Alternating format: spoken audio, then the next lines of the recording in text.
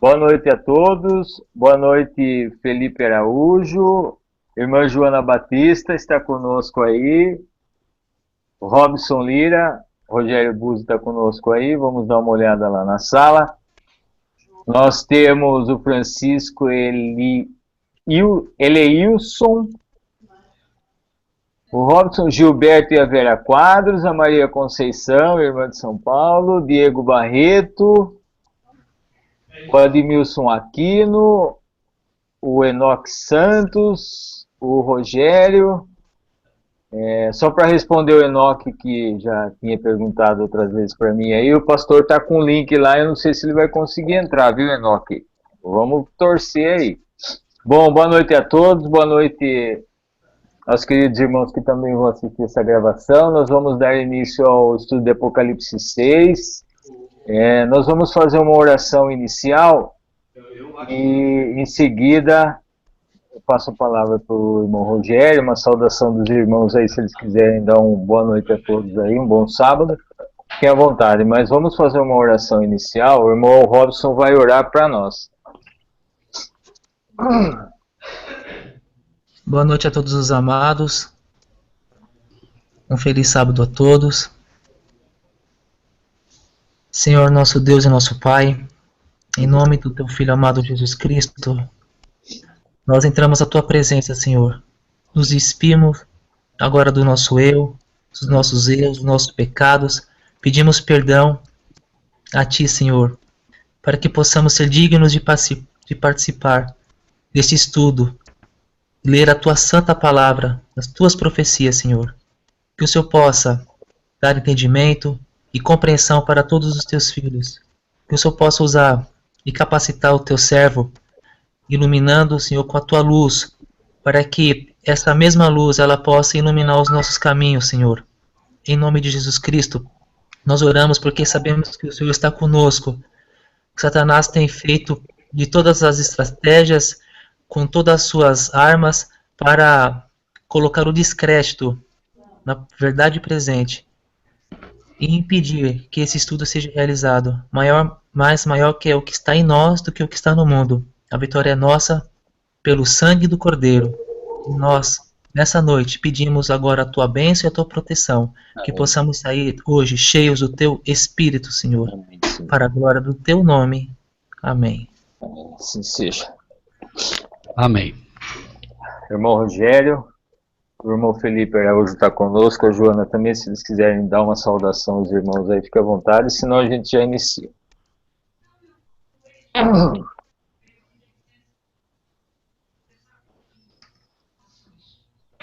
Bom, uma boa noite aos amados irmãos. Boa noite. Que Deus possa abençá-los grandemente neste dia de sábado que se inicia. Nós fizemos um estudo recente, aqueles que participaram puderam talvez entender um pouco melhor o tempo em que vivemos, e hoje estaremos iniciando o estudo do capítulo 6 de Apocalipse, que fala da abertura dos primeiros 6 selos. Os que participaram do último estudo sobre o capítulo 5 que vimos, a palavra de Deus deixa clara aí o entendimento que precisamos ter do livro de Daniel, para que possamos, obviamente, entender também o livro de Apocalipse. O livro de Apocalipse é a revelação do livro de Daniel, como já falamos, e nós vamos encontrar, obviamente, que eles se cruzam o tempo todo, né? Nós estaremos, nessa feita, estudando os primeiros 6 selos que são abertos no capítulo 6, mas é importante que a gente considere que existem pelo menos 2 aplicações específicas dos 7 selos. Quando eu digo aplicações, eu não digo interpretações, irmãos, eu digo aplicações. Interpretações existem milhares, a internet está recheada de interpretações aí, e nós vamos cruzá-la primeiramente sempre à luz da Bíblia, e vamos andando no passo realmente que deve ser andado, creio, com bastante calma, ponderando tudo, como temos feito até aqui. Eu gostaria de, antes de abrirmos o capítulo 6, falando dos selos, que a gente fosse até o livro de Daniel, no capítulo 7, 9 a 11, uma vez que nós sabemos que o Apocalipse tem que, como já dissemos, ser cruzado com o livro de Daniel, para que a gente possa entender as questões que certamente envolvem o tempo presente. Daniel 7, 9 a 11. E já vamos ver por que estamos vendo esse capítulo especificamente. Eu continuei olhando, versículo 9, até que foram postos uns tronos e o ancião de dia se assentou. Sua veste era branca como a neve, o cabelo da sua cabeça como a limpa lã, seu trono chamas de fogo e as rodas dele fogo ardente. Um rio de fogo manava e saía diante dele, milhares de milhares o serviam e milhões de milhões estavam diante dele. Assentou-se o juízo e abriram-se os livros. Eu fiz questão de ler esse texto de Daniel porque ele é exatamente o escopo da abertura dos selos. Os irmãos vão varrer a Bíblia e vão ver que somente aqui em Daniel nós vamos encontrar precisamente o momento, não só o livro de Daniel, como dissemos, trabalhando linkado com o livro de Apocalipse, mas especificamente este é o tempo da abertura dos selos em Daniel. Tá? E quero chamar a atenção para dois aspectos. O versículo 9, só um minutinho, irmãos. Só um minuto.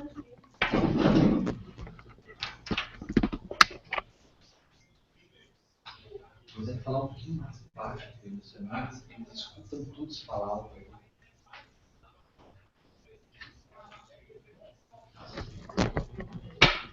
Perdão, irmãos. Então, nós vamos encontrar que, especificamente aqui, vejam que nós, no livro de Daniel que lemos, nós encontramos o ancião assentado, vemos que nesse momento assenta-se o juízo e abrem-se os livros. Se os irmãos observarem, o capítulo 5 do Apocalipse, que é obviamente um pouquinho antes do 6, um pouquinho antes da abertura dos selos, é dito nos versículos 2 e 3. Vi um anjo forte bradando com grande voz: quem é digno de abrir o livro e desatar os seus selos? Ninguém no céu, nem na terra, nem debaixo da terra podia abrir o livro, nem olhar para ele. E aí, obviamente, o versículo 7, veio, tomou o livro da destra do que estava sentado no trono, e aí nós vemos que este é o exato momento em que, então, tanto no livro de Apocalipse quanto no livro de Daniel estão cruzados, mostrando todo um cenário de juízo antes disso. É importante entender o cenário, é importante entender o momento em que esses livros, esses selos são abertos, irmãos, tá? Os selos são abertos neste período, num período de um cenário de juízo no céu. Entender isso, irmãos, é entender a base daquilo que vamos estudar. E é por isso que muita gente hoje se perde em meio a milhares de interpretações. Por quê? Porque não conseguem posicionar o início e o fim dos 7 selos, porque, obviamente, é como se você pegasse uma história pela metade, você não vai conseguir posicioná-lo corretamente. Nós vamos, então, estudar esses selos e vamos pegá-los desde o início, e os irmãos vão ver que o início dele fica um pouco mais difícil de se entender e de se posicioná-lo na época, porque obviamente são histórias que passaram há muito tempo, mas à medida que avançamos, nós vamos chegando mais perto do tempo em que vivemos e vai ficando mais claro. Por isso, peço um pouco de paciência a todos, porque certamente a profecia vai se solidificando devagarinho, tá? Capítulo 6, então, versículo 1. Havendo o cordeiro aberto um dos selos, olhei e ouvi um dos 4 animais que dizia, como em voz de trovão: vem e vê. Então, no momento em que é aberto, é bom entender também, né, quem é que está falando. É um dos 4 animais. Esses 4 animais, nós vimos, por exemplo, que eles estão apresentados no próprio capítulo 4, semelhante ao leão, semelhante ao bezerro, rosto como de um homem e uma águia voando, né? Mostrando, como já falamos, né, anteriormente, né, a questão do que eles representariam, a coragem, a força, a humanidade, a compaixão, a própria visão e, claro, movidos pelo Espírito de Deus. Isso vai ficar um pouco mais claro mais à frente, à medida que se progride no estudo, mostrando algumas relações que nós vamos encontrar, principalmente, irmãos, com o tempo. Os 7 selos são uma profecia para apresentar o tempo, mais do que tudo. O inimigo não precisa de muito para confundir a gente. Basta que ele inverta o escopo das profecias e nós ficamos à deriva. Vejam, por exemplo, que a grande massa hoje, quando digo grande massa, digo grande massa considerando dentro dos poucos que estudam o livro de Apocalipse e o livro de Daniel. Então, irmãos, dentro dos poucos, que são muito poucos, que estudam os livros de Daniel e Apocalipse, a grande maioria acaba por inverter o escopo das profecias. E isso é suficiente para a gente ter dificuldade. Por exemplo, a maioria das pessoas que estudam o livro de Apocalipse posiciona as igrejas pura e simplesmente na história do tempo. Ou seja, como já vimos aqui, Laodiceia, Filadélfia, Esmirna, Sardes, Pérgamo, etc, etc, etc. Tudo no tempo. Mas nós vemos que o grande escopo da profecia, considerando as 7 igrejas, tem muito mais a ver com condição, como já estudamos, do que tempo.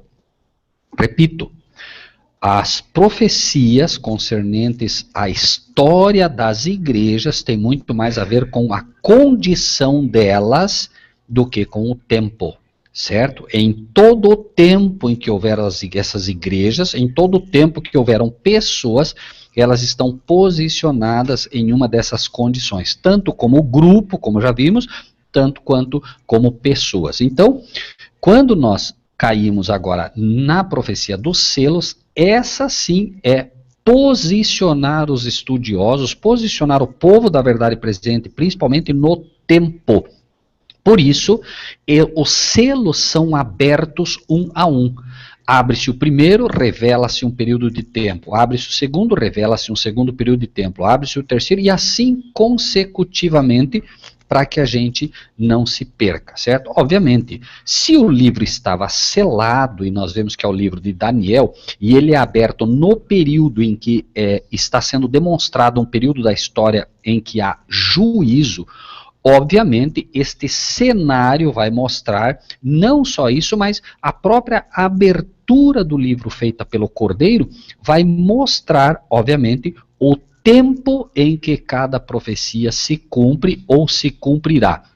E a profecia dos selos, ela é uma espécie de resumo quanto ao tempo, assim como no livro de Daniel encontramos a profecia da estátua de Nabucodonosor.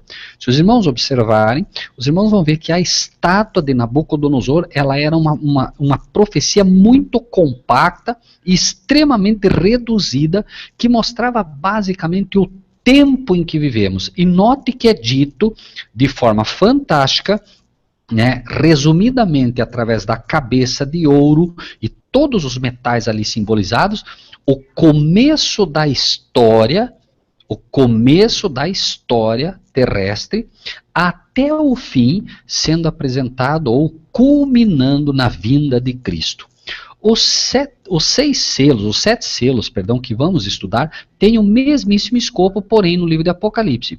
Iniciando, porém, com a igreja e finalizando, por isso dizemos, irmãos, que as profecias que são das 7 cartas, as igrejas têm muito mais a ver com condição, porque aqui as igrejas vão estar situadas quanto ao tempo. Lá a mensagem é condição, problema, solução.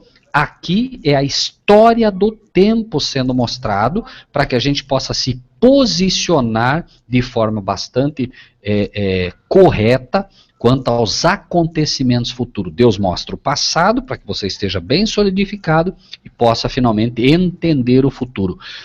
E esse é outro erro que muitos cometem. Você tenta entrar imediatamente no futuro, e aí quando você chega a um certo tempo, principalmente quando você tem que avançar para o futuro, por você não ter solidificado a profecia pelo tempo histórico passado, você fica realmente perdido. Você consegue até ter algum esboço da profecia no tempo presente, porque você está vivendo realidades que ali estão, porém, como você não solidificou ela com as raízes historicistas do passado, você fica perdido. Note que a história bíblia, ela não é diferente daquilo que nós encontramos nas histórias de hoje, quanto ao seu início. Era uma vez, né? Nós vemos nas profecias bíblicas exatamente isso. Depois destas coisas olhei e vi isso. Havendo o cordeiro aberto, olhei e ouvi. Havendo isso, vi isso. Vi na destra do que estava tal coisa. O tempo todo ele vai posicionar-nos quanto ao tempo inicial de cada profecia, mostrando o que se vê e o que se ouviu. Como, por exemplo, a profecia de Apocalipse 17, que está mais próxima, talvez, da maioria aqui, quando diz que ele vê um anjo com uma taça na mão. Por que ele vê o anjo com a taça na mão? Está sendo posicionado. É como se eu escrevesse hoje uma carta e dissesse assim: eu vi o irmão Marcílio com um celular na mão. Daqui a 200 anos, se houvesse esse tempo, obviamente, alguém encontraria essa carta e saberia o período em que mais ou menos se escreveu a carta, pela visão que é dada ali de que o irmão estaria com o celular. Já saberiam que não poderia ter sido antes de 1990 e quebrados, porque não havia o celular, né, popularizado. Então, a pessoa automaticamente, pelo que é mostrado que se viu, que estava na mão da pessoa, ele imediatamente está posicionado, repito, quanto ao tempo. Por isso nós vamos ver que a profecia dos 7 selos, ela vai mostrar o tempo todo o que se vê. Eu olhei isso, olhei aquilo, tá vendo? Olhei. Então, vejam bem. Por isso, né, havendo o cordeiro, capítulo 6, versículo 1 de novo, havendo o cordeiro aberto um dos selos, olhei e ouvi um dos 4 animais que dizia, como em voz de trovão, vem e vê. Tempo. Tempo, irmãos, ok? Muito bem. Não está apresentando condições, está apresentando tempo, mas vai dar algumas pinceladas para a gente se localizar quanto aos eventos que ocorreriam nos tempos, tá? Versículo 2, olhei e eis um cavalo branco, e o que estava sentado sobre ele tinha um arco, e foi-lhe dado uma coroa, e saiu vitorioso e para vencer. Uma vez que estamos apresentando, em primeiro lugar, o posicionamento do tempo, ele mostra que vê um cavalo branco. Branco não há muita dificuldade, branco na Bíblia é pureza, ainda que os vossos pecados, Isaías 1,18, para os que gostam de anotar, ainda que os vossos pecados sejam como a escarlata, eles se tornarão brancos como a lã. Então está mostrando aqui pureza, não há como errar. Não só pureza, mas está mostrando o nascimento, então, de uma época posicionado obviamente, a uma igreja, certo?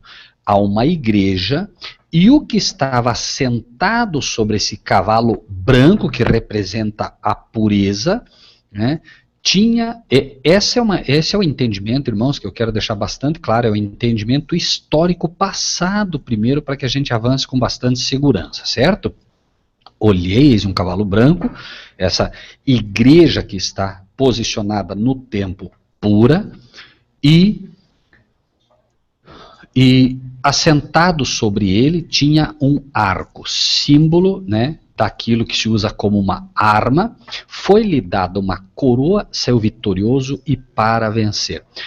Obviamente, se é dada uma coroa e sai vitorioso e para vencer, mostra a época em que a igreja nasce, é o nascimento da igreja a partir da época de Cristo. Por isso, né, o que estava sentado tinha um arco, foi-lhe dado uma coroa e saiu vitorioso e para vencer. Não houve na terra um homem que de fato houvesse saído vitorioso daquilo que empreendeu fazer e que tenha saído para vencer.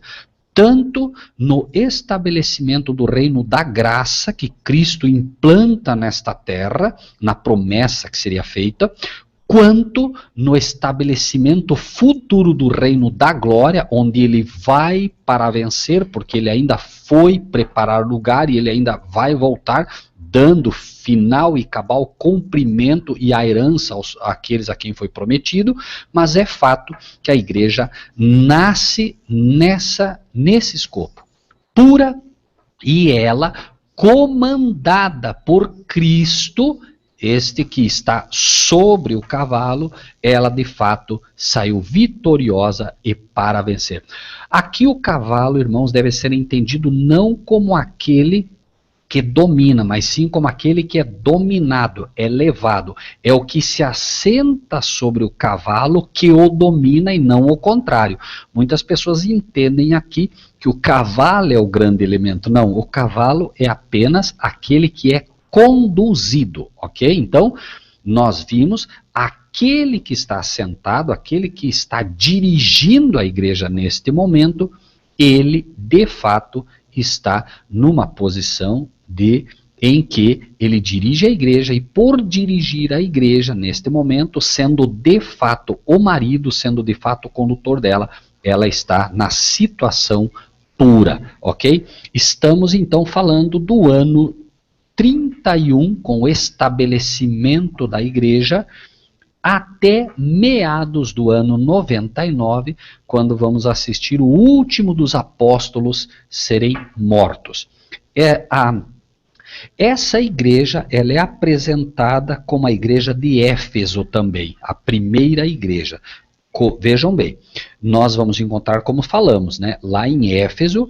Éfeso quer dizer luz, é uma igreja agora que nasce com grande luz, sobre, né, a direção de Cristo, com o Espírito de Deus sendo derramado em abundância, por isso luz, aconselho que de mim compre colírio para que vejas, o colírio é luz, e obviamente dentro disso a igreja de fato nasce, e nós estamos no ano 30 e... irmão, se alguém puder me dar um pequeno toque, eu não sei se não está travado, as pessoas estão ouvindo bem. Marcílio, pode me dar um alô, ver se está tudo ok? Perfeito, Rogério, está tudo em ordem. As pessoas na sala estão ouvindo bem? Pessoal, se estiverem ouvindo, se tiver algum problema, é só digitar no chat ali e a gente vê o que precisa ser feito. Mas aqui está tudo sob controle, Rogério. Amém, já estão dizendo que está tudo ok. Ok, agradeço, porque aqui está dando algum sinal meio esquisito para mim, então ainda bem que está tudo bem. Bom, então nós temos o início dessa igreja. Olhei e eis um cavalo branco, e o que estava sentado sobre ele tinha um arco, foi-lhe dado uma coroa, né, rei, ali. Não esqueçam, irmãos, que embora Cristo, ele não, nós vamos ver várias vezes na Bíblia, por vezes ele como rei dos reis, senhor de senhores, mas isso é por promessa. Ele é aqui apresentado como rei em primeiro lugar, embora ele ainda de fato não esteja vestido como rei, aqui ele é mostrado como rei porque ele reina sobre a sua igreja. Finalmente ele reinará sobre este planeta. Quando ele vem à Terra, ele não veio como rei, ele veio como cordeiro, ele veio como um infante de Belém, ele veio como uma criança desprovido de toda a majestade.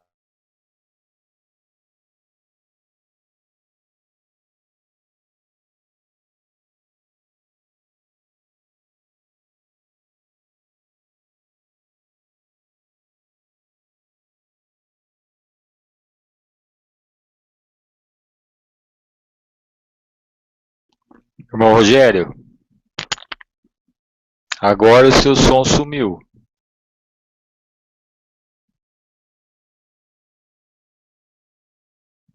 Irmão Rogério, agora o seu som sumiu.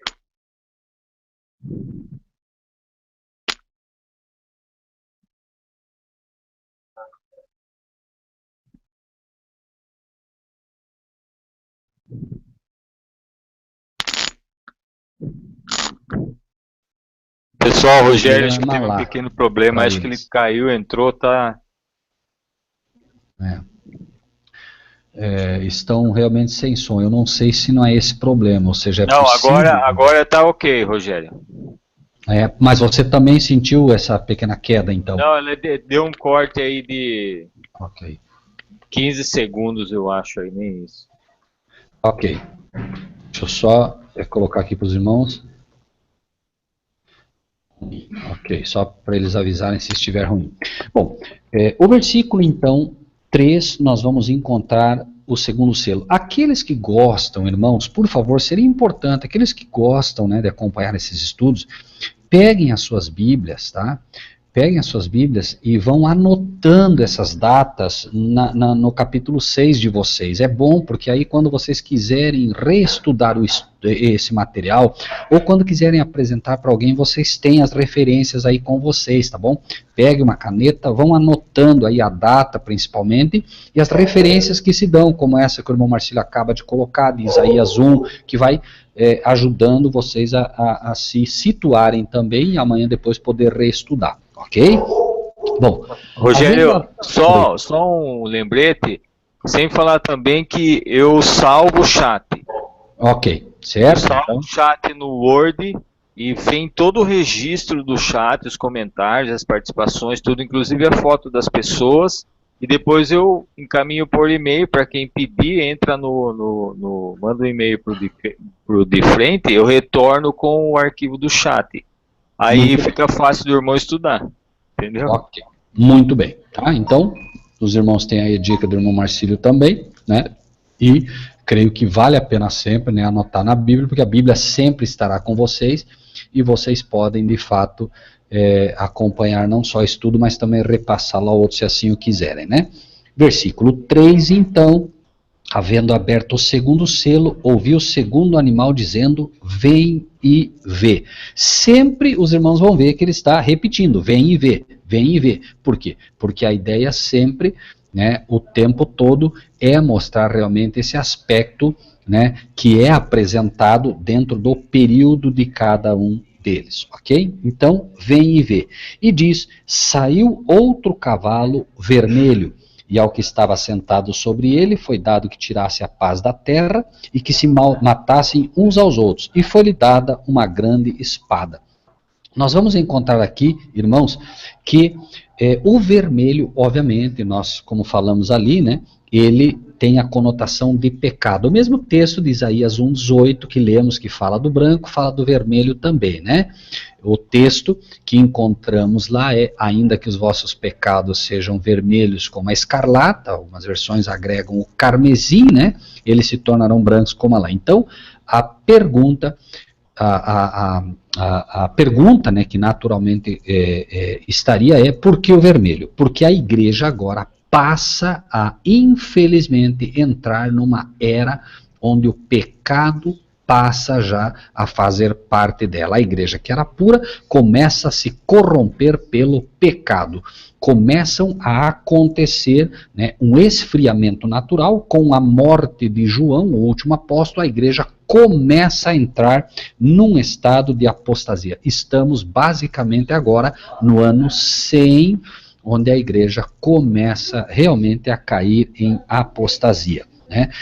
Esta igreja está representada pela igreja de Esmirna, né? E o texto diz, né, este cavalo vermelho, ao que estava sentado sobre ele, foi dado que tirasse a paz da terra. Note que aqui Cristo sai vencendo e para vencer, mas aqui aquele que dirige agora ela, né, é dado que tire a paz da terra, e foi-lhe dada uma grande espada.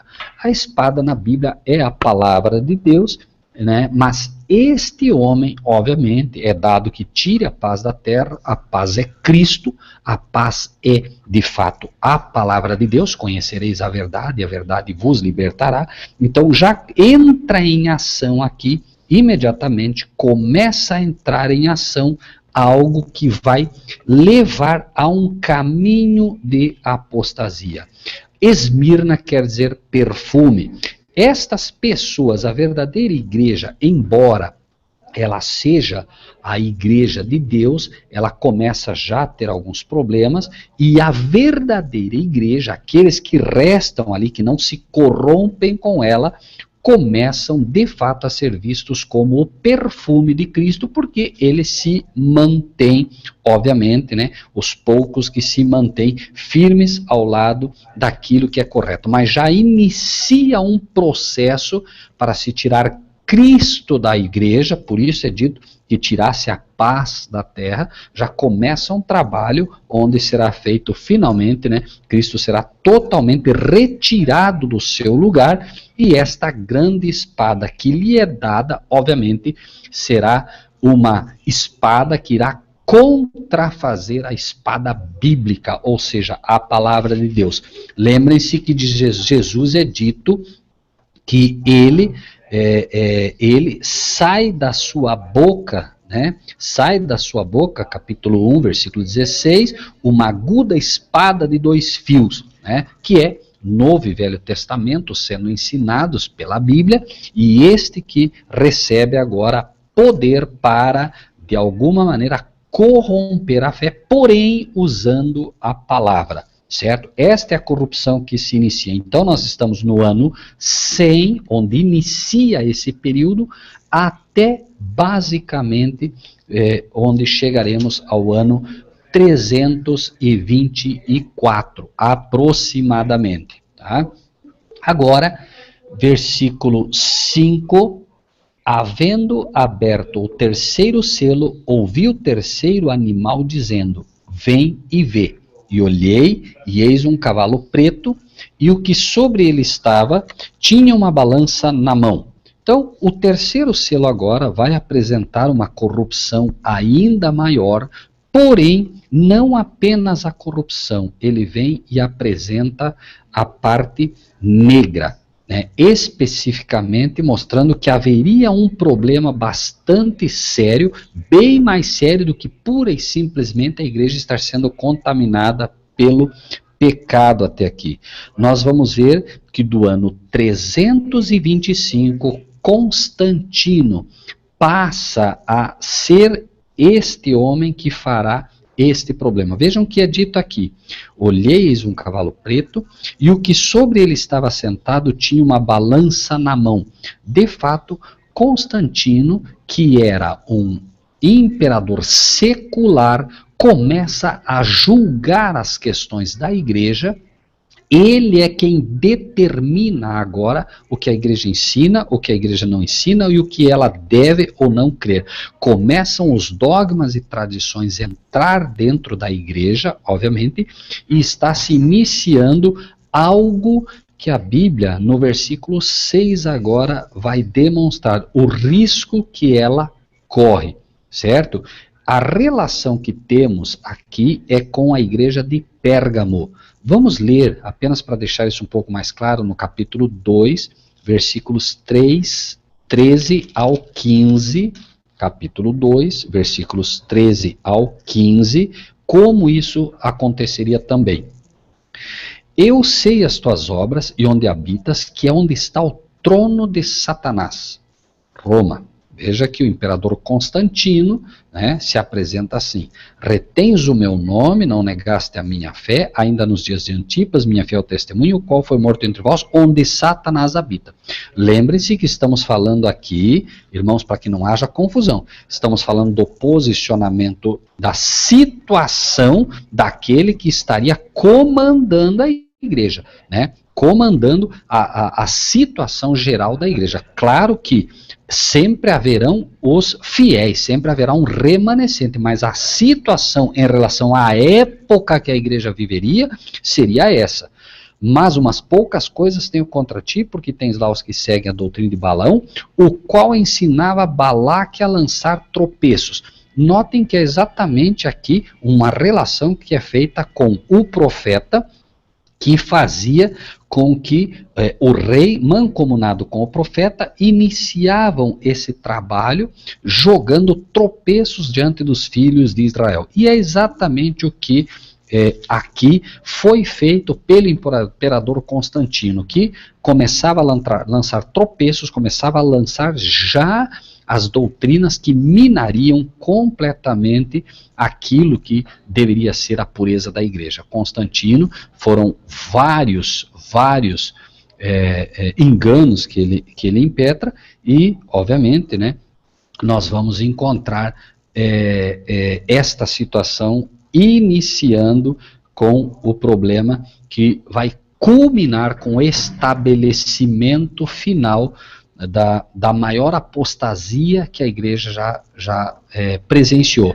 Vejam que, da mesma forma que encontramos nas 7 igrejas, né, uma constante apostasia até chegarmos à época de Laodiceia, né, com um pequeno à parte para a Filadélfia, que é quando Deus intervém a história das nações, que é exatamente quando o selo é aberto e nós vamos encontrar, né, uma pequena, digamos, pausa naquela apostasia. Nós vamos encontrar algo parecido aqui também. Porém, veja que é dito, né, versículo 6, ouvi uma voz no meio dos 4 animais que dizia: uma medida de trigo por um dinheiro e 3 medidas de cevada por um dinheiro, e não danifiques o azeite e o vinho. Né? Mostraria aqui que haveria um tempo em que a igreja, com sua apostasia, estaria realmente interessada nas questões seculares. Tanto o trigo aqui quanto a cevada são apresentados dessa maneira, porém há um outro escopo que a mim é muito mais importante, que é, né, a palavra de Deus teria um custo altíssimo. É uma época em que de fato você não teria como ter acesso à palavra. Já começa pelo estabelecimento aqui de Constantino, a palavra de Deus a ser minada, e é dito inclusive como uma profecia futura dentro dela: não danifiques o azeite e o vinho. O Espírito de Deus agora estaria como que sendo eclipsado, ou seja, a luz que as pessoas deveriam ter no estudo da palavra de Deus estaria eclipsado, e o próprio vinho, que é, obviamente, também apresentado aqui como, né, a palavra de Deus, o vinho novo, aquilo que deveria ser dado ao povo para que fizesse frente ao engano, agora seria danificado. Por isso já diz, não danifiques, mas nós vemos que o tempo mostrou que realmente foi danificado. Tanto a ação do Espírito de Deus, que trabalha no coração dos homens, porém trabalha pela palavra. O apóstolo Paulo diz: eu não conheceria a cobiça se a lei não me dissesse, ou seja, é a palavra que deve de fato libertar-nos do engano, libertar-nos do pecado. Porém, o Espírito de Deus, o azeite, deve operar no coração humano para que nos dê entendimento para isso, ou o colírio. Por isso, também nós vamos encontrar aqui essa época sendo relacionada à igreja de Pérgamo, onde nós vemos que ela se cruza, né, não com perfeição, mas com alguma perfeição, uma vez que o verdadeiro cumprimento é o cumprimento futuro disso, como vamos ver em outro estudo, né? Porém, a história mostra já que dogmas e tradições começaram a entrar na verdadeira igreja, né, dentro da história destas igrejas, e ela vai, repito, culminar no estabelecimento daquela que foi a grande apostasia que a igreja viveu. Versículo 7, havendo aberto o 4º selo, ouvi a voz do 4º animal que dizia: vem e vê. Novamente, o tempo todo, né? Vem e vê. Esse período, irmãos, nós vamos encontrar, seguindo a profecia dentro das histórias, nós vamos encontrar a igreja de Tiatira. Vamos ver, irmãos, no capítulo 2, versículos 20 a 23, que é onde encontramos Tiatira, 2, 20 a 23. Vejam só o que vamos encontrar. Mas tenho contra ti o tolerares que Jezabel, a mulher, Jezabel, a igreja que se diz profetiza, ensine e engane os meus servos para que se prostituam e comam dos sacrifícios da idolatria. Dele tempo para que se arrependesse a prostituição e não se arrependeu. Veja aqui que é colocado: tenho contra ti o tolerares que Jezabel, mulher que se diz profetiza, ensine e engane os meus servos para que se prostituam e comam dos sacrifícios da idolatria. Aqui vai apresentar o nascimento da Jezabel moderna. Obviamente que essa Jezabel não é a Jezabel, né, apresentada de forma literal, como vemos no passado. Essa Jezabel, ela é apresentada aqui como uma igreja que se diz profetiza, uma igreja que diz ensinar a verdade. E é exatamente o que vamos encontrar aqui, né? Tiatira quer dizer, perdão, irmãos, Tiatira, em primeiro lugar, ela quer dizer tribulação, sacrifício. E notem que é exatamente o que vamos entender. Por quê? No ano 538 que estamos agora, é estabelecido o poder papal e a Igreja Católica agora tem a hegemonia sobre todas as igrejas, ou seja, ela domina agora, e ela dominando, ela passa a perseguir, por isso Tiatira, a verdadeira igreja de Cristo agora, ela passa a estar na condição agora de tribulação, ela passa a ser perseguida, pouquíssimos, né, e nós vamos encontrar, então, né, este período. Porém, olhem que interessante. Lembrem-se, irmãos, que nós não podemos misturar. Nós vemos a igreja como remanescente e vemos aqui quem está liderando no tempo, quem é que está conduzindo aquilo que deveria ser a igreja, certo? Porque a igreja, claro, ela começa a cair em apostasia, Cristo é retirado do seu lugar, né? E aí passa a reinar, entre aspas, né? Passa a apostasia, depois passa a Constantino, e agora é estabelecido o poder papal no ano 538, né, o papado se estabelece após derrubar a última das tribos que fazia frente a eles, né, os ostrogodos, e agora nós vemos neste quarto selo, ouvindo a voz do quarto animal que dizia vem e vê, o nascimento, por assim dizer, de uma igreja que está contaminada por Jezabel. E o que acontece? Olhei, eis um cavalo amarelo, e o que estava sentado sobre ele tinha por nome Morte. Irmãos, de fato aqui a igreja morre, ou seja, a igreja vai morrer aos montes. Inicia-se a Inquisição, inicia-se o período de tribulação de Tiatira, inicia o período da Inquisição e é a época do sacrifício. O povo de Deus passa a ser sacrificado. Mas olha que interessante. O ano de 538 ao ano 1517, que é o período, né, deste selo, do quarto selo, curiosamente, irmãos, nós vemos que diz, olheis um cavalo amarelo, e o que estava sentado sobre ele tinha por nome Morte, e o inferno o seguia. Por que morte e o inferno o seguia? Porque não só é a morte aqui, mas aqui está falando de, além da morte, o inferno seguindo. Por quê? Porque o papado impetrou tamanhos dogmas e tradições, solapou tanto a Escritura, criou tantos dogmas nesse período, que foi o grande período, irmãos, que nós observamos daqui. Durante este período, chamado período das trevas, por isso, né, também por nome morte, este período de trevas, como nunca houve, foi o período em que se impetra, de fato, né,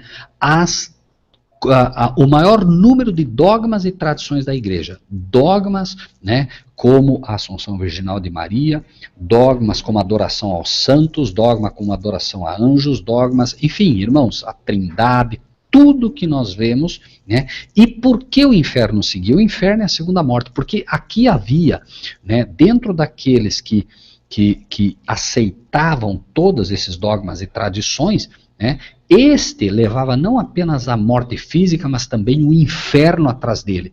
Por quê?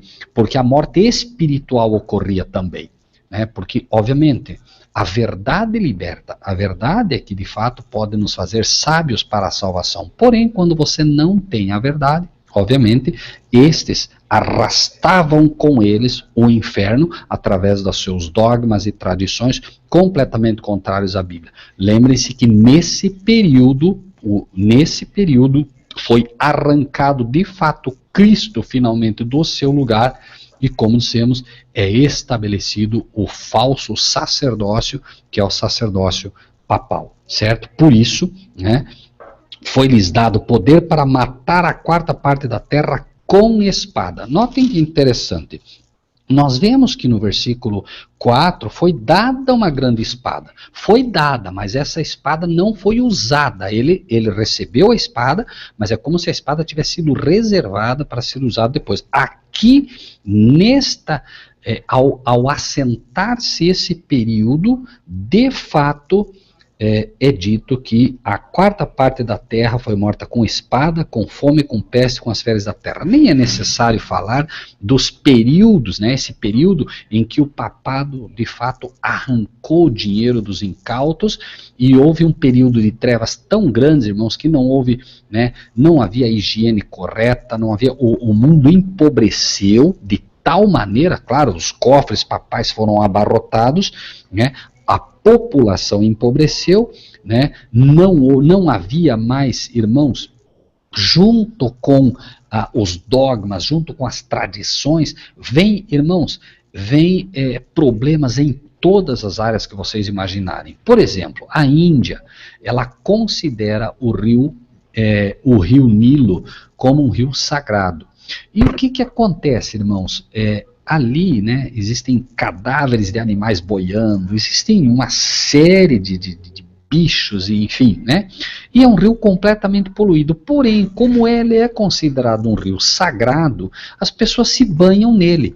E ao banhar-se nele, obviamente, irmãos, né, contraem doenças, contraem uma série de coisas, porque não há como um rio sujo, e as pessoas não tiram os cadáveres, porque se o rio é sagrado, não precisa tirar nada de lá, porque o próprio rio se purifica. Irmãos, né, é desnecessário dizer, né, uma época em que as trevas de fato assolaram a terra, né, como a peste bubônica, o tifo, enfim, todas aquelas doenças oriundas da pobreza, oriundas de toda essa falta de cultura, porque naquela época não houve progresso na ciência, não houve progresso na cultura, não houve progresso no saber, não houve progresso em nada, irmãos. Por isso é conhecido como o período das trevas, e em todos os aspectos, obviamente, a medicina parou, tudo parou, e as doenças não pararam. Então elas foram, de fato, deflagrando morte, né, não só física, como dizemos, mas também a morte, principalmente a morte com espada. Essa morte com espada é exatamente a morte usando o quê? O que seria a Bíblia, porém de forma contrária ao que Deus ensinou. Essa morte, obviamente, é a morte espiritual também. Este inimigo usa a palavra de Deus, mas usa para matar, como por exemplo ocorreu com os próprios, né, irmãos que morreram por causa da espada, certo? Então, obviamente, eles diziam, os nossos irmãos diziam, não, isso é assim, eles abriam a Bíblia e diziam, não, é assado, né? E usando, né, obviamente, essa desculpa, nossos irmãos todos foram sendo mortos. Me parece que alguém havia pedido, o Robson já respondeu aí, né? Pérgamos, de fato, significa altura, ou elevada, ou elevação. Muito bem, obrigado, irmão Robson, né? Irmãos, aí nós vamos chegar, obviamente, eu só quero colocar aqui o capítulo 2, 20 a 23 que nós lemos, só um particular para que isso fique um pouco mais claro. Capítulo 2, versículo 20 ao 23, né, falando dessa igreja, nós vamos encontrar algo curioso, irmãos. 2, 20 ao 23, diz o seguinte: eis que a porei numa cama, sobre os que adulteram com ela haverá grande tribulação, se não se arrependerem das suas obras. Ferirei de morte a seus filhos, e todas as igrejas saberão que eu sou aquele que sonda as mentes e os corações, e darei a cada um segundo as vossas obras. Né? Quando nós, irmãos, passamos a estudar a palavra de Deus sob o aspecto, né, daquilo que passo a passo nós vamos encontrar Perdão, só tem que o Rogério fez um comentário aí, amém. Então, irmãos, a espada, a fome, a peste e as feras da terra mostram um período, de fato, onde haveria muita morte, mas principalmente o foco para nós, que é mais importante, até quando a gente for estudar futuramente, é entender principalmente esse aspecto que situa a gente longe de qualquer erro, né? O estabelecimento do poder papal, esse estabelecimento sendo impetrado com a Inquisição, por isso, né, o nome morte e o inferno o seguia. Morte tem a ver com a morte física, claro, porque a mortandade foi muito grande, mas principalmente o inferno, mostrando que havia não só uma morte física, mas também mortes espirituais, em função de todos os dogmas e doutrinas que foram ali impetrados, né? Então, do ano 538 ao ano 1517, foi esse período de perseguição e o período onde as grandes, os dogmas todos foram impetrados. No ano 1517 já havia, de certa forma, cessado a perseguição e as mortes. Por isso, irmãos, vejam que interessante o versículo 9 agora. Havendo aberto o quinto selo, vi debaixo do altar as almas dos que foram mortos. Olha que interessante, nós chegamos agora à igreja de Sardes. Sardes é os que escapam. Veja que interessante, ou aqueles que escapam, né? Sardes. Então veja, havendo aberto o quinto selo, vi debaixo do altar as almas dos que foram mortos por amor da palavra de Deus e por amor do testemunho que deram. Então agora, né, uma vez que cessa, por assim dizer, a morte, a perseguição, aqueles que foram mortos, eles começam, obviamente, a cobrar a justiça. Por quê? Exatamente porque vamos entrar no período do juízo que falamos de Daniel. Certo? Nós vamos entrar agora nesse período, porque estamos nos aproximando do tempo de fato em que a profecia vai tomar um escopo diferente. Note que clamavam, até quando o verdadeiro santo dominador não julgas e vingas. Veja, vamos voltar um pouquinho. Havendo aberto o quinto selo, vi debaixo do altar as almas do que foram mortos. Bom, se foram mortos é porque morreram. Não está mais morrendo, foram mortos e, como dizemos, no ano 1517 a perseguição e a morte tinha como que parado. Porém, nós chegamos a um tempo em que nós vamos chegar até um outro período agora, e a profecia começa a ser mais precisa agora para nós, mesmo na história, porque ela fica mais próxima de nós e tem mais a ver com o que vamos agora contemplar. Vejam, é dito, clamavam com grande... Veja que é dito, perdão. Havendo aberto o quinto selo, vi debaixo do altar as almas dos que foram mortos por amor da palavra de Deus e por amor do testemunho que deram. Qual foi o testemunho que deram? O testemunho que eles deram foi o testemunho em prol da palavra. Morreram por amor da palavra de Deus. Foi isso. Se até aqui ficou um pouco difícil, como falei para os irmãos, que seria um pouco mais difícil, porque a história ela é recontada, né, de uma época muito distante, porém agora começa a ficar claro para nós. Nós não temos dúvida de que os que foram mortos aqui foram mortos na Inquisição, foram mortos por causa da palavra de Deus e foram mortos por causa do testemunho que deram. Defenderam a palavra de Deus e testemunharam com seu sangue, né, nos calabouços, testemunharam com seu sangue, né, nas masmorras e principalmente, né, sendo queimados e torturados, né, queimados vivos. Então eles dão esse testemunho e aqui a gente começa de fato a ter, assim, de forma bastante clara agora a profecia, né, uma vez que, como disse, nós chegamos mais perto de uma época que a gente já, de um modo geral, conhece, né. É dito aqui, clamavam com grande voz dizendo, até quando o verdadeiro e santo dominador não julgas e vingas o nosso sangue dos que habitam sobre a terra. Por isso que falamos que a época da profecia, né, ela está batendo com Daniel 7, que é quando inicia-se o período do julgamento. Vamos ler de novo Daniel 7, irmãos, apenas para que fique isso bastante claro, tá? Daniel 7, versículos 9 ao 10.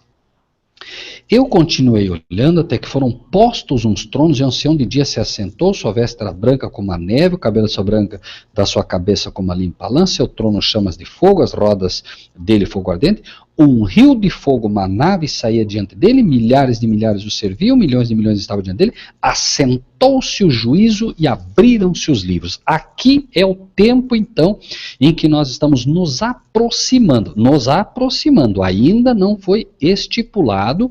Por quê?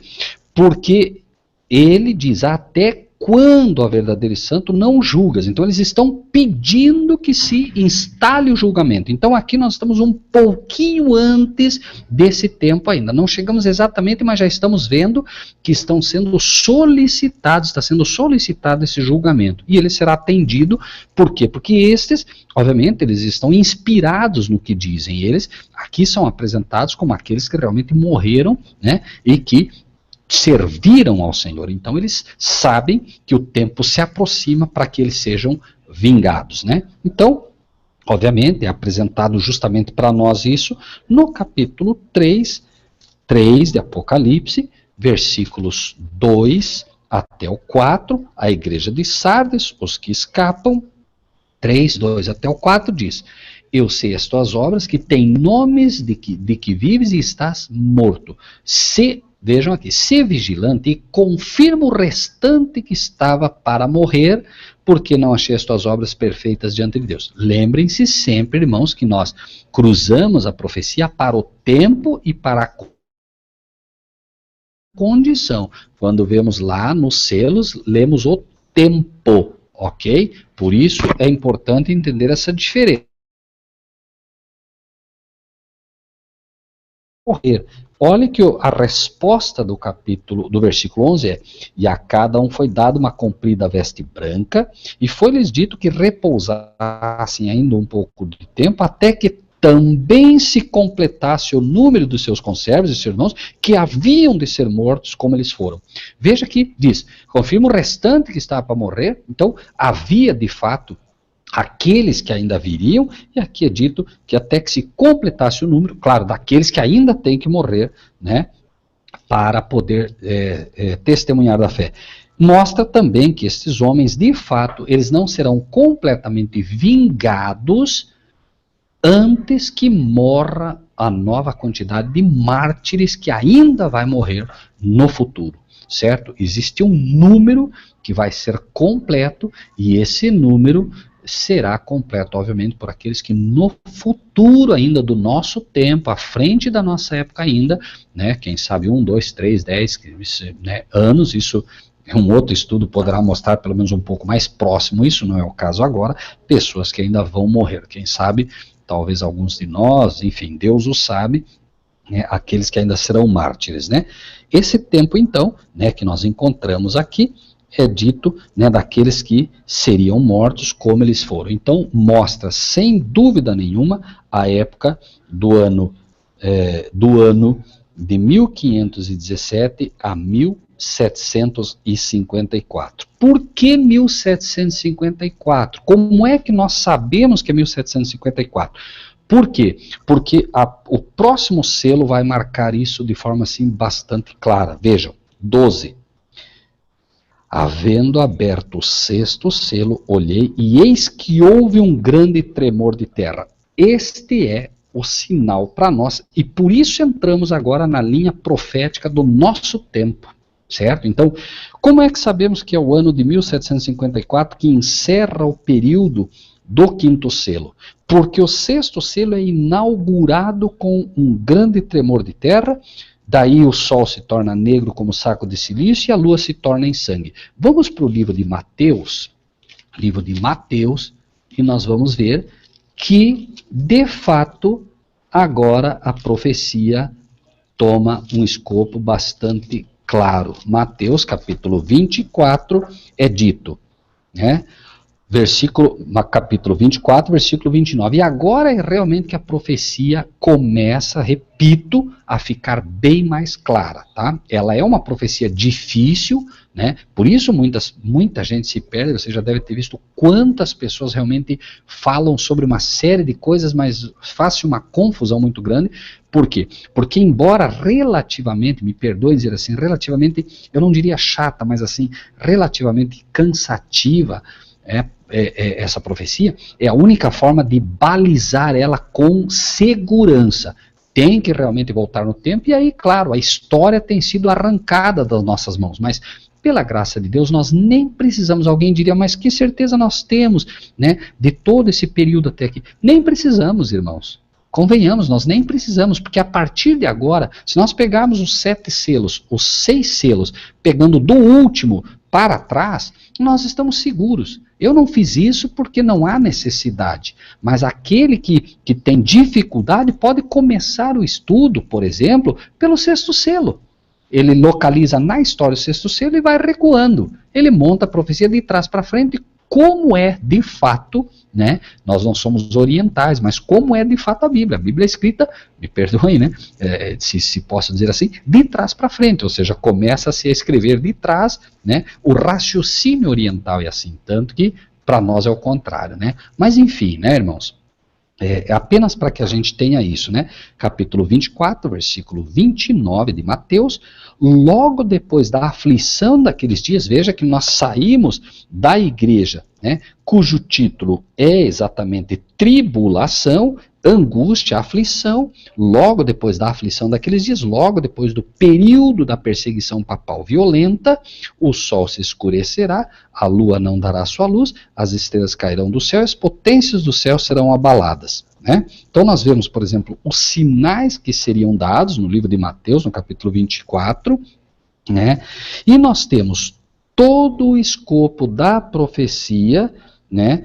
Repito, em Mateus 24, com os sinais que são dados na natureza, ok? Então, uma vez que nós temos, né, estes sinais, lembrem-se que o terremoto já foi dado lá na frente, no versículo 7, se levantará nação contra nação, reino contra reino, haverá fome, espécie, terremotos, tal, etc. Então, nós temos, né, a profecia sendo bem delineada, e eu quis trazer esse aspecto só porque vamos voltar agora e vamos ver o seguinte, 29, né, falando dos acontecimentos, mas aí ele diz assim: então aparecerá no céu o sinal do Filho do Homem, todas as tribos da terra se lamentarão e verão o Filho do Homem vindo sobre as nuvens do céu com poder e glória. Veja que isso aqui inauguram-se os sinais que nós encontramos na natureza, que são exatamente os sinais que vamos encontrar aqui, né, no 6º selo. Havendo aberto o 6º selo, olhei e eis que houve um grande tremor de terra. O sol tornou-se negro como um saco de silício e a lua tornou-se como sangue. E as estrelas do céu caíram sobre a terra, como quando a figueira lança de si os seus figos verdes, abalada por um vento forte. Então vejam, havendo aberto o 6º selo, olheis que houve um grande tremor de terra. Né? No dia 1º de novembro de 1755, isso os irmãos podem pôr na internet, coloquem a data, o grande terremoto de Lisboa foi, né, em extensão inigualável, morreram milhares, só em Lisboa morreram 60 mil pessoas, alguns historiadores dizem que esse número foi muito maior, mas enfim, irmãos, inicia-se aqui o tempo, veja que seguimos a profecia até aqui. Inicia-se então em 1755, o 6º selo, né, com o tremor, o sol se torna negro como saco de silício, chegamos à data de 19 de maio de 1780 agora, né, e finalmente, versículo 13, as estrelas do céu caíram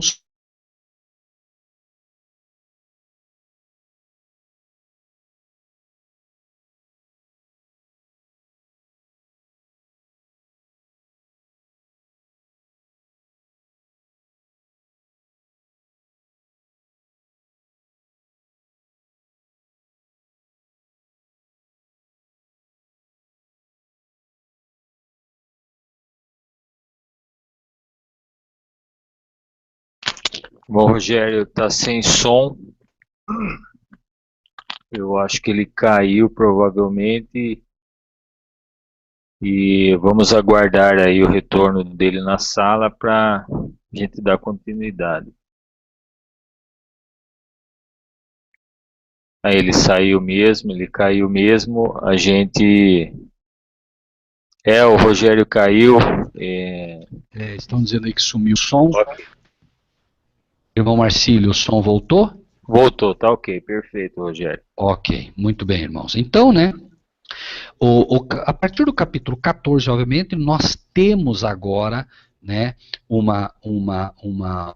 ponto profético que ele obviamente não se cumpriu, assim como muitas coisas aqui que vimos até que houve coisas que não se cumpriram, porque repetimos, a profecia ela se cumpre primeiramente de forma secundária, né? O último cumprimento que é o real, que é o absoluto, que é o perfeito, certo?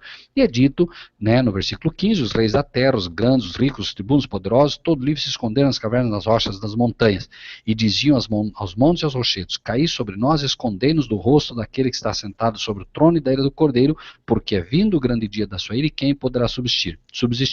Tudo isso, na verdade, em parte aconteceu. Por quê? Porque quando houve o grande terremoto, logo, né, logo depois acontecem o sol que não dá a sua luz e depois a queda das estrelas, muitas pessoas de fato imaginaram que era o dia da ira de Deus, que era o dia realmente, né, em que todas as coisas se cumpririam, e muitas pessoas de fato assustaram-se muito. Se os irmãos buscarem na internet vão ver, né, o livro A Grande Controvérsia pode ajudá-los, traz muita informação sobre isso, mostrando exatamente esse aspecto. Jornais mencionaram esses casos. Por quê? Porque não foram, embora fossem sinais da natureza, não foram sinais normais. O terremoto nunca havia tido um terremoto nem perto do que foi, na escala, no nível, na quantidade de mortos e na extensão. Foi até a Groenlândia, irmãos, foi uma coisa absurda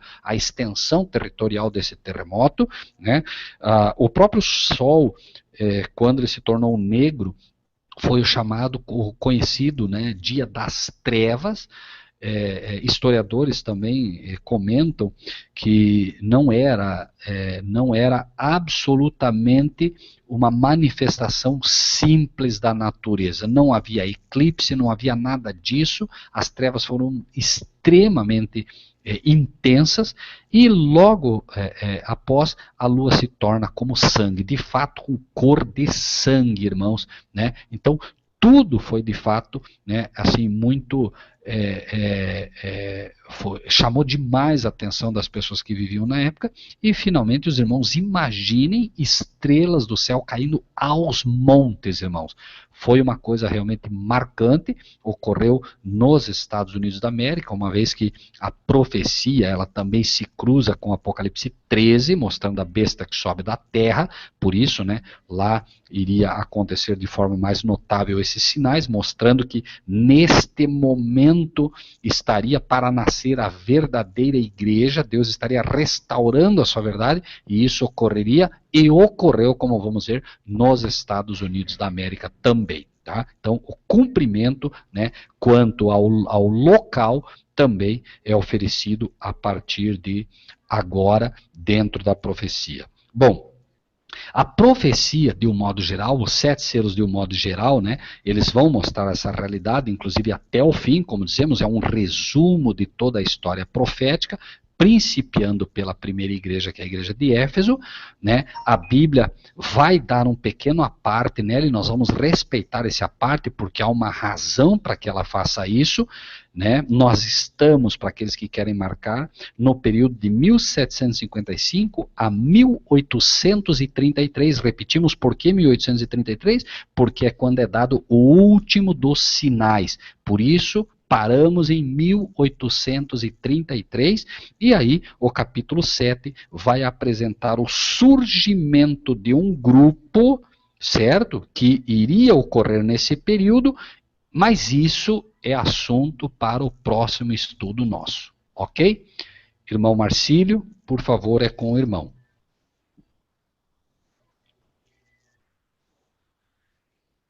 Ok, perfeito. Eu não sei se tem algum irmão na sala aqui conosco, aqui o Rogério tá, o Robson está aqui, a irmã Joana e o Felipe Araújo. E os demais irmãos que estão na sala, se desejam fazer algum comentário a respeito do estudo, ou uma questão, ou fazer alguma colocação, fiquem à vontade aí, o Rogério está aí, o Rogério pode responder para vocês aí, explicando algum posicionamento aí sobre esse estudo. Senão nós podemos encerrar aqui, a gente faz uma oração. Vamos aguardar o irmão aí, Rogério, os irmãos. Alô, Gilberto.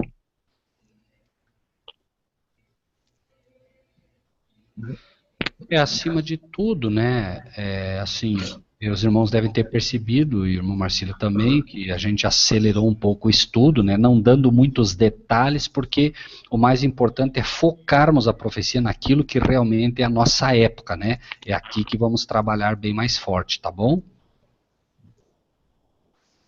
Ok, perfeito. Então, Rogério, aproveitando aqui, então nós paramos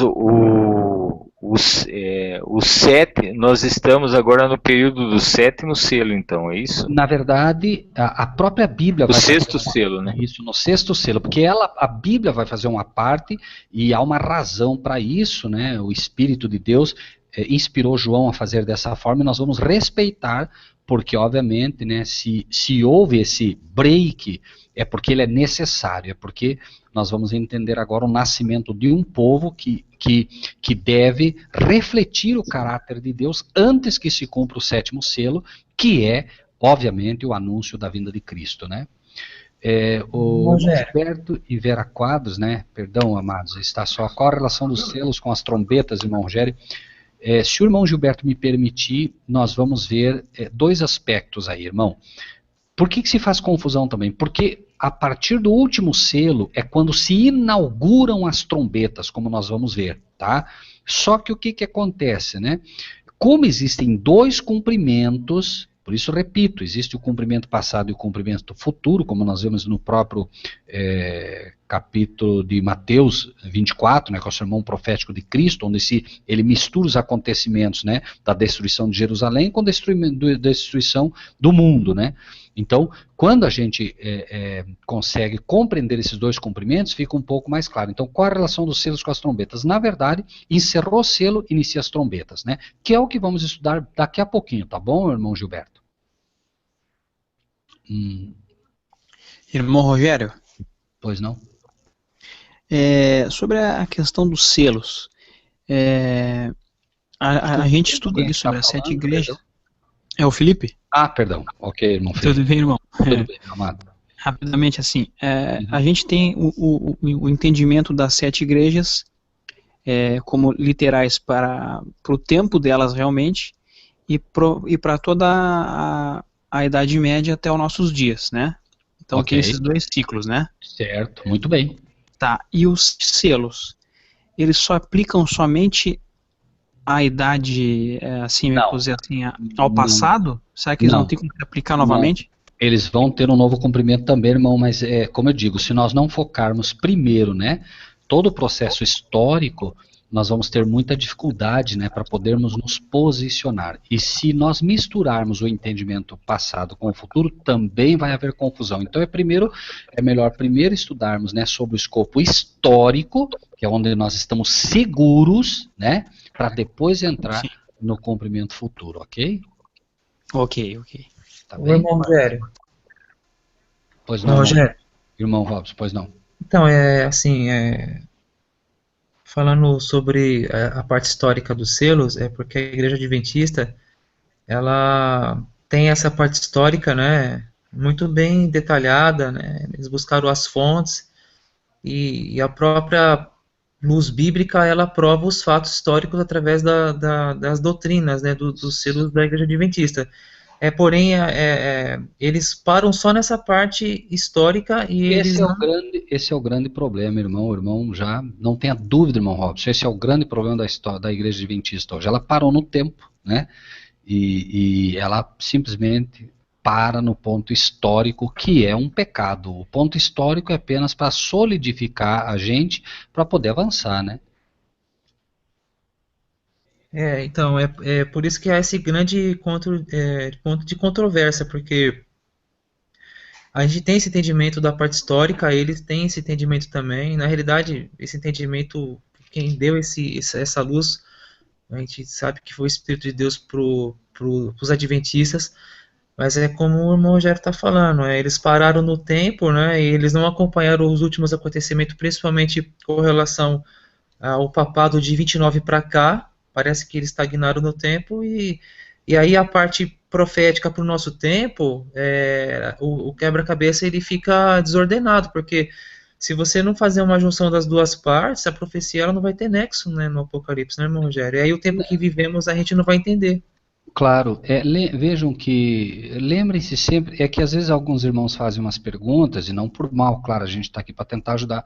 Como nós já estudamos no passado, né, a aplicação de Apocalipse, e isso a gente às vezes pensa que está marcado, mas não está, então me perdoem por isso, tá, irmãos? Os irmãos não têm as informações, lembrem-se, por favor, sempre quando se falar em profecia, lembrem-se de Apocalipse 1:19, meus amados, nunca esqueçam disso, por favor. Escreve as coisas que tem visto, cumprimento passado, as que são cumprimento presente e as que depois dessas vão de acontecer, tá? Então nós temos sempre, até que a história nossa termine, nós temos o cumprimento passado, o cumprimento presente, que é o mais recente, que é onde estamos entrando agora, e aquilo que é o futuro. Por isso, eu me permito seguir o escopo histórico, presente e futuro, ok? Que aí a gente não erra. O irmão João Batista, Rogério Zais, estão inseridos nas trombetas, irmão? Sim, irmão. Se o irmão pegar o capítulo 8, tá? Falando das trombetas, chegando até a quarta trombeta, o 8, 13 e 14, deixa eu ver se 13 e 14. Olhei, ouvi um anjo voar pelo meio do céu, dizendo com grande voz: ai, ai, ai dos que habitam sobre a terra, por causa das outras vozes das trombetas dos 3 anjos que hão de tocar. Esses ai, ai, ai, são porque as trombetas agora ganham uma nuance muito mais perigosa. Ok? Até então elas estavam como que restritas, né, a alguns aspectos, por exemplo, muito mais voltados para a natureza e tal, mas agora ela vai ter um escopo realmente mais voltado para a morte e dor ao ser humano. Por isso, ai, ai, ai, mas lembrem-se, amados, ai dos que habitam sobre a terra, não é ai, ai, ai, para os filhos de Deus. Os que habitam sobre a terra, Apocalipse 17 fala, são os que não têm o seu nome escrito no livro da vida, tá? Então, as trombetas agora elas ganham escopo de morte, tá? Por isso que é ai, ai, ai, que são as 3 faltantes, tá bem? Então, sim, irmão, os ais estão inseridos nas trombetas, sim, não tenha dúvida disso, tá bom?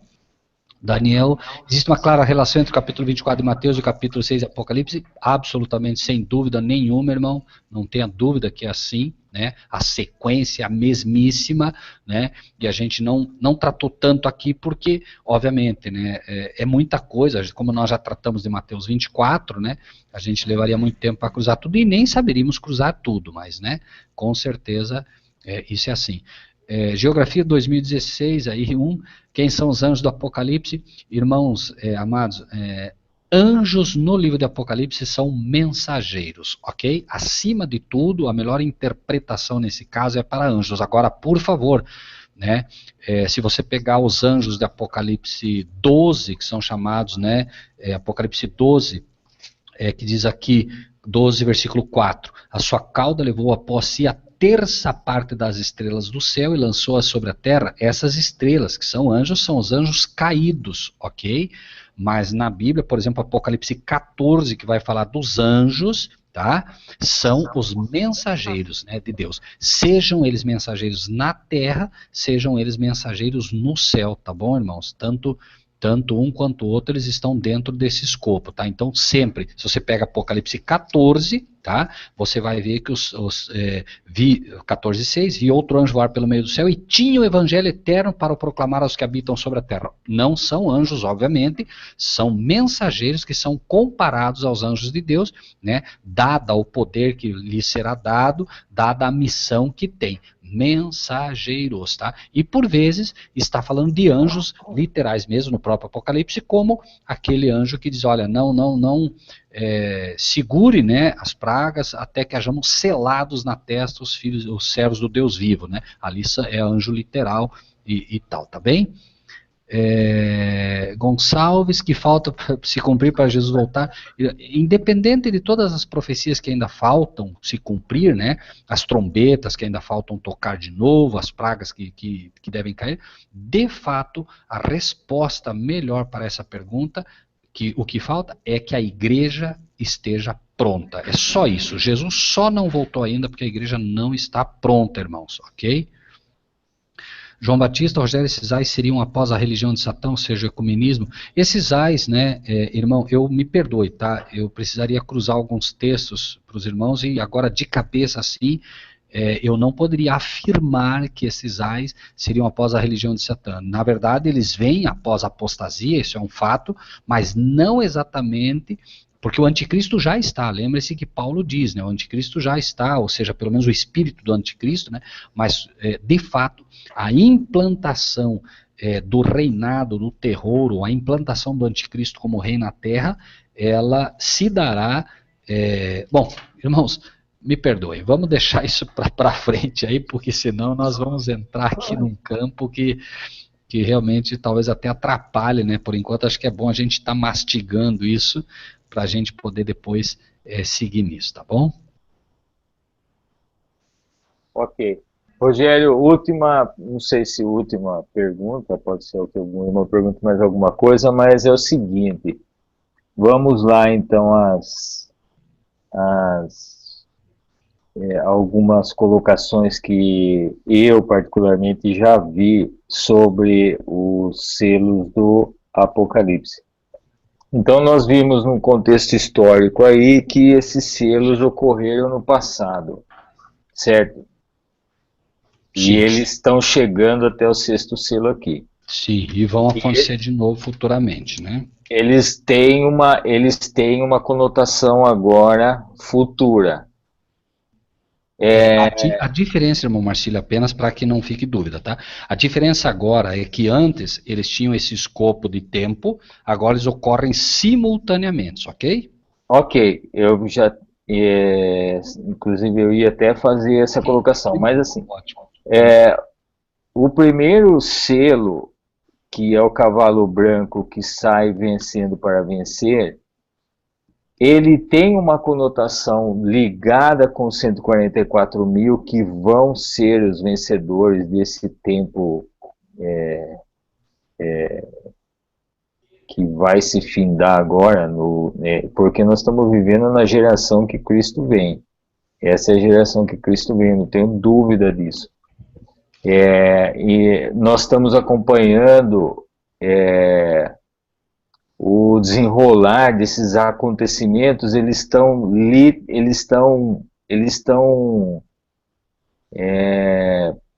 diretamente descritos na Bíblia. Esses acontecimentos do fim agora, esses movimentos geopolíticos, econômicos, esses desfechos sociais que estão ocorrendo no mundo, a gente consegue perceber claramente assim que isso é o plano de Deus. Existe o plano de Satanás, que ele está com os instrumentos dele no mundo. Eles estão tentando, de todas as formas, Satanás, com engano, com astúcia, com desvios, mas principalmente com enganos, ele está conseguindo isso, ele tem um êxito sobre isso, basta ver as condições em que o mundo está agora. Esse primeiro selo, ele está relacionado com os 144 mil, que vai ocorrer ainda ou não, Rogério?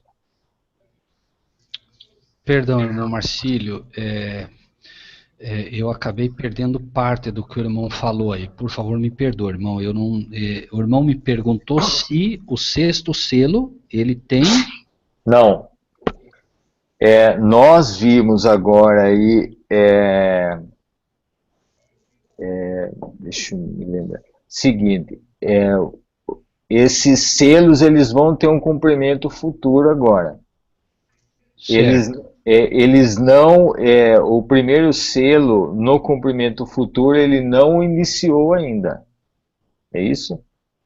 Irmão, Na verdade, veja, como falei por irmão, agora os selos eles vão ocorrer juntos. Simultaneamente, exatamente. Simultaneamente. Por isso, irmão, veja, né, como base, o sexto selo, quando ocorrer o grande terremoto, né, ele, digamos que não que inaugure, mas ele é o melhor sinal que nós temos, assim como em 1755 foi o sinal que deflagrou essa profecia, né, um sinal mais visível, digamos assim, é o que marcaria para nós, possivelmente, o início desse novo cumprimento profético, né? Ah, entendi. Ele não está relacionado, o cavalo branco, Rogério, que tem o seu cavaleiro, que é Cristo, né? Nessa posição é Cristo. Ele não está relacionado com, ele sai vencendo para vencer, ele não está relacionado com os 144 mil? Ele está relacionado, Marcílio, principalmente com saindo, vencendo e para vencer agora, porque, em primeiro lugar, obviamente, ele porque é a nova mensagem, não é, Rogério? Porque não tenha dúvida, veja, é simples, irmão, o irmão leia Apocalipse 14, veja o versículo 1, olheis que estava o cordeiro sobre o Monte Sião e com ele 144 mil. O Monte Sião é o Monte da Vitória, irmão, não tenha dúvida. Ele sai para vencer, mas ele vai vencer nos 144 mil principalmente, entende, irmão? Agora a vitória que ele tem. Veja, no momento que Cristo agora vê a igreja refletida, a igreja refletindo o seu caráter, os 144 mil são o maior exemplo da vitória de Cristo nessa terra. Por isso diz, combaterão contra o Cordeiro, mas o Cordeiro os vencerá. Só que esse combaterão contra o Cordeiro, Cristo está no céu, eles não têm como combater com Cristo, eles combaterão contra o Cordeiro na pessoa dos seus representantes na terra. Entendi. Tá? Ok? Então tem tudo a ver, claro, com 144 mil, até porque essa pureza, essas vestiduras brancas, elas são oferecidas para aqueles que acompanham o Cordeiro por onde quer que vai. Lembre-se que o Cordeiro hoje está no Santíssimo. Quem não acompanhar pela fé ele no Santíssimo, não tem como envergar as vestes brancas de justiça dele. Irmão Marcílio, me perdoe, meu irmão, eu tenho um ônibus para pegar, eu nem sei se eu já não perdi, para ser bem franco, irmão. Eu estou aqui preocupado, tentando, nem pude ver o horário, mas acho até que já perdi. Aí, vamos encerrar. Tá bem? Eu só queria fazer uma colocação. Não é à toa que os selos, esses eventos, eles estão em cima do cavalo, porque no primeiro acontecimento, os cavalos eles cavalgaram. Agora esses cavalos eles vão galopar. Então eu acho que o cumprimento desses selos agora eu acho não. Eu vi isso, o cumprimento dos selos agora no futuro. Vem a galope. Não, por isso eles correm juntos, irmão Marcílio. Se nós tivéssemos que esperar cada período para um deles, seria muito difícil, entende? Então, o acontecimento agora, assim como as igrejas vão coexistir juntas, né, nesse novo escopo, né, vai haver igrejas, né, de todas as formas, também esses selos agora se juntam, né? Okay? Eles vêm a galope agora com muito mais força e muito mais rápido. Ok. Meus amados, queridos irmãos, irmão Rogério, Robson, irmã Joana aí, quietinha. E o Felipe Araújo aí, muito obrigado. Deus abençoe a todos vocês. Os irmãos que estão na sala, eu vi aí que o João tá aí com a gente, João Batista. A Elaine, Marcílio do céu, deixa o Rogério. Bom, Deus abençoe a todos. Rogério, o irmão faz uma oração para a gente encerrar. Será um prazer. Amém. Grandioso Deus e Pai que nos altos céus habitas, nós agradecemos ao Senhor imensamente pelo privilégio de poder estudar a Tua Palavra, de aprender com o Senhor. Queremos pedir que o Senhor ilumine o coração de cada um daqueles que estão conosco nesse estudo, daqueles que um dia ouvirão. Possa o Senhor, pelo Teu Espírito, Pai, gravar no coração de todos aqueles que ouviram esta mensagem. Amém. Que ela possa, de fato, fortalecê-los, que possa prepará-los e que possa, acima de tudo, dar sustentação, Pai, para que possamos, quando entrar nos terrenos daquilo que ainda vai acontecer, daquilo que estará proposto no futuro, Senhor, possamos, de fato, estar seguros em Tuas mãos. Nós te pedimos, Senhor, Amém. estas bênçãos em nome de Jesus, nosso Salvador. Amém. Amém. Amém. Bom, meus irmãos, Bem, amados. amém. Boa noite a todos, fiquem todos com Deus. Até sexta-feira que vem, se Deus assim permitir. Um grande abraço a todos. Um abraço também para a Cristiane Molulo, que é a fundadora desse canal aqui. Um abraço para ela, para a dona Wanda, a mãe dela também. Um abraço a todos vocês que nos ouviram até agora aí. E até sexta-feira que vem. Amém. Deus seja louvado, ósculo santo a todos. Amém. Boa viagem, irmão Rogério. Deus abençoe, irmão Felipe, irmã Joana, irmão Marcílio. Amém. Feliz sábado a todos. A irmã Amém. Elaine tá dizendo, o Rogério manda uma mensagem para dizer se você conseguiu pegar o ônibus. Irmã, só se o anjo me levar, porque... Deus abençoe a todos, meus amados. Amém. Fiquem todos Amém. com Deus. Amém.